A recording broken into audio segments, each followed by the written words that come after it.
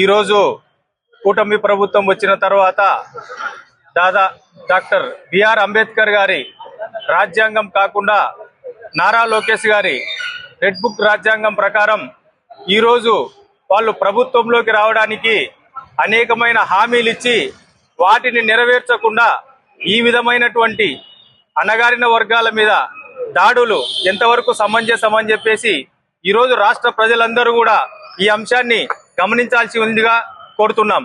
ఎందుకంటే అనేక హామీలు ఇవ్వడం జరిగింది. రైతాంగం వారికి ఇచ్చిన హామీలు ఎప్పుడు నెరవేరుస్తారా అని ఎదురు చూస్తున్నారు.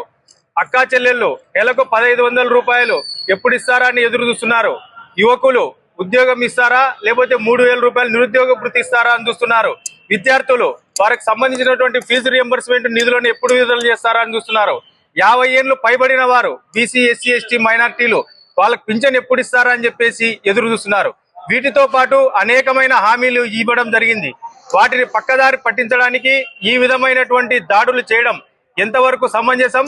ఈ సభ్య సమాజంలో ఆంధ్ర రాష్ట్రంలో ఉన్నటువంటి ప్రతి ఒక్క ప్రజలు కూడా ఈ అంశాన్ని గమనించాలని చెప్పేసి కూడా మేము కోరుకుంటున్నాం.